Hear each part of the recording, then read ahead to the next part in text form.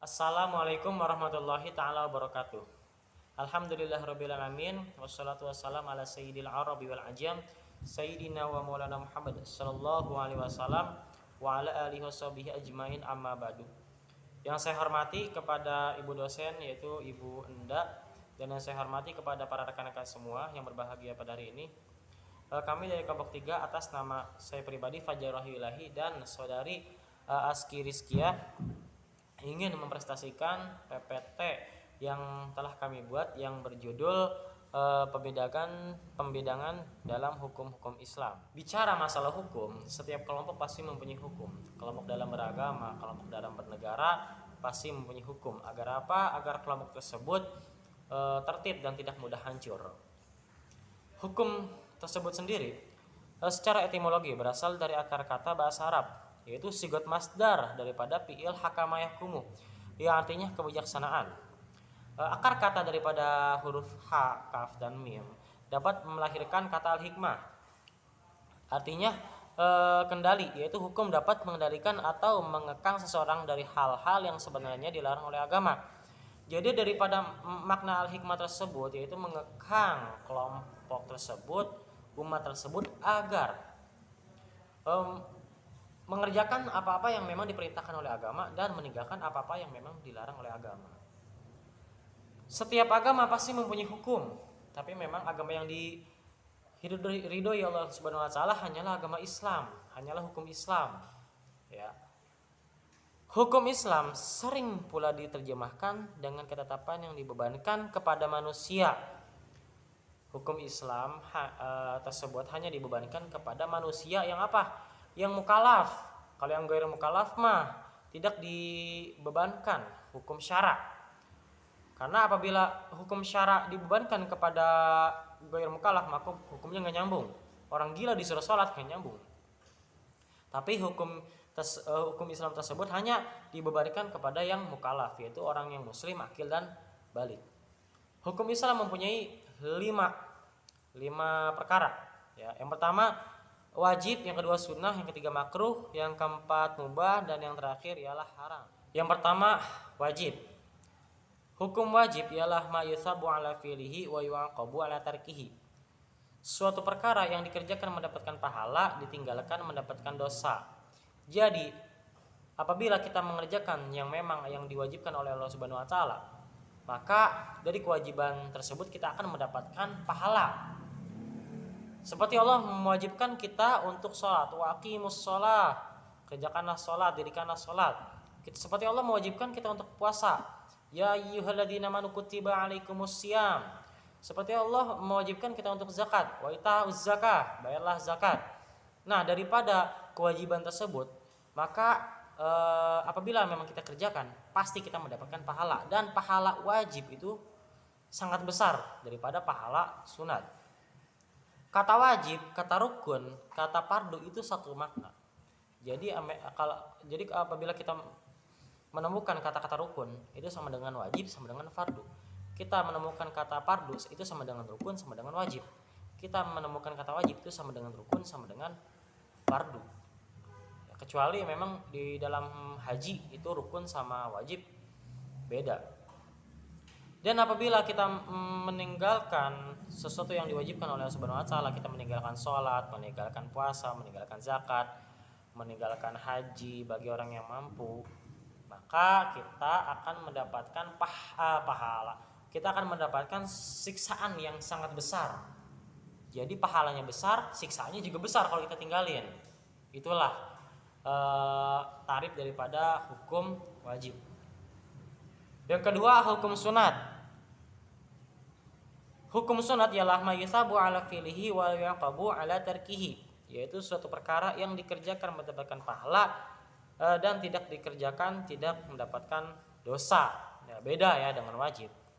Sunat itu apabila memang kita kerjakan pasti mendapatkan pahala, seperti Allah menyunahkan kita untuk sholat sunnah. Fatahajjad bihi itu, maka tahajudlah. Kita disunahkan untuk sholat sunat sebagai sebagai tambahan daripada amalan amalan kita. Jadi kalau misalkan ada amalan wajib kita kurang di mata Allah, itu bisa ditambah dengan amalan sunat. Derajat daripada wajib dan sunat itu 70 derajat. Jadi apabila kita mengerjakan 1 rakaat wajib sholat, maka sama dengan kita mengerjakan 70 rakaat sunnah sholat yang sunnah gitu. Jadi derajat antara wajib dan sunat itu 70 derajat. Ya, kita harus sering-sering mengerjakan sunat, sebab kita tidak tahu apakah kewajiban kita itu diterima oleh Allah Subhanahu wa taala atau tidak. Kita tidak tahu, maka kita harus memperbanyak apa-apa yang memang disunahkan oleh Allah Subhanahu wa taala agar kita menambal kewajiban-kewajiban yang di mata Allah itu kurang. Dan yang memang apabila kita meninggalkan sesuatu yang disunahkan, maka tidak akan mendapatkan apa-apa. Kalau beda dengan wajib, kalau wajib mah kita dapat dosa, kalau sunnah mah kita nggak dapat apa-apa.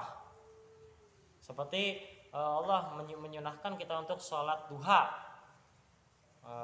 maka apabila kita tidak mengerjakan sholat duha tersebut, tidak akan mendapatkan apa-apa, tidak akan disiksa. Sunnah tersebut memang terdiri daripada dua kategori. Yang pertama sunat mutlak, yang kedua sunat muakkad. Sunat mutlak ialah sunat yang kata-kata lapas sunatnya itu tidak dihubungkan kepada kata-kata lain. Usoli sunatan lillahi ta'ala, kata-kata sunat tidak dihubungkan kepada yang lain. Itu sunat mutlak. Kalau sunat muakkad ialah sunat yang memang dihubungkan dengan kata-kata lapas yang lain. Sunat dihubungkan dengan duha, usoli sunatan duha. Sunat dihubungkan dengan lail, usoli sunatan lail. Yang ketiga ialah hukum makruh.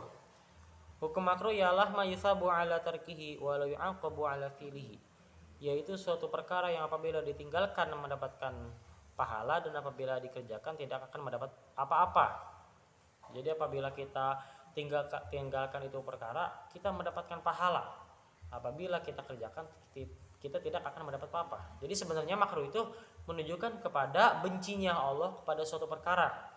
Seperti makruhnya orang yang bersiwak ketika orang tersebut dalam keadaan berpuasa setelah tergelincir matahari, itu orang bersiwak, maka hukumnya makruh. Nah, hukum bersiwak setelah tergelincir matahari, yaitu ketika johor, ketika adzan zohor, posisi dia sedang puasa, maka itu hal yang dibenci oleh Allah Subhanahu wa taala. Nah, makruh tersebut itu terbagi menjadi dua. Ada makruh tanzih, ada makruh tahrim.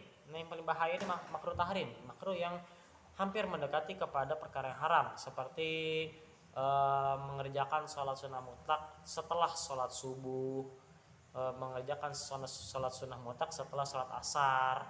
Nah, itu dimakruhkan dengan makruh tahrim, makruh yang memang hampir mendekati kepada haram. Sebab kenapa? Sebab ketika kita sholat sunnah mutlak setelah subuh dan setelah asar, itu iblis itu berdiri di matahari seolah-olah ingin disembah. Makanya dari situ kita dimakruhkan dengan makruh tahrim untuk meninggalkan sholat sunnah mutlak setelah subuh dan asar. Gitu.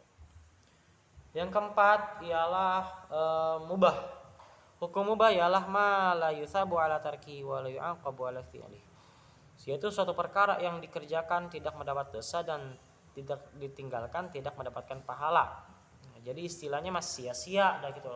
Mau ngerjain mau enggak ngapa-ngapa gitu. Tapi hukum mubah tersebut bisa jadi menunjukkan kepada mendapatkannya kita kepada pahala.